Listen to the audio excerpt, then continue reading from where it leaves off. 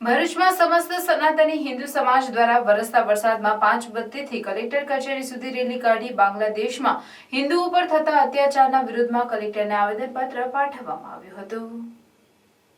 ભરૂચમાં સમસ્ત સનાતની હિન્દુ સમાજ દ્વારા વરસતા વરસાદ વચ્ચે રેલી કાઢવામાં આવી હતી।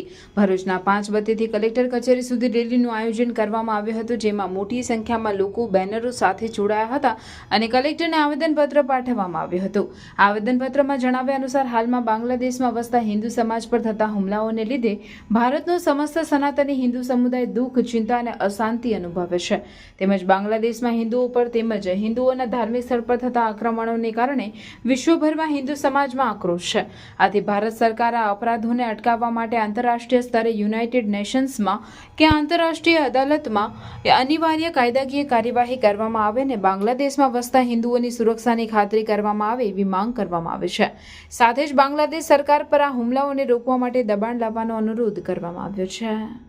बांग्लादेश में जो हिंदुओं के साथ अत्याचार हो रहा है, ये सब पूरा विश्व भली भांति जानता है।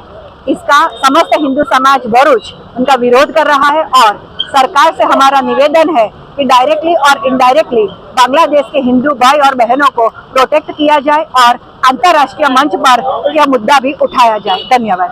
आज भरूच जिले में सभी हिंदू संगठनों के द्वारा सारे हिंदू समाज मिलकर यह जन आक्रोश रैली निकाल रहे हैं और सभी हिंदू समाज बांग्लादेशी हिंदू समाज के साथ खड़े हैं। यह संदेश देने के लिए साथ साथ में हम भारत सरकार राष्ट्रपति महोदया को यह विषय पहुंचाना चाहते हैं कि आप बांग्लादेश में रह रहे सारे हिंदुओं के सुरक्षा सुनिश्चित करें, उनके धार्मिक स्थलों की सुरक्षा सुनिश्चित हो तथा अगर पश्चिम बंगाल के हिंदू भारत में आकर शरण लेना चाहे तो यह भी व्यवस्था सुनिश्चित की जाए।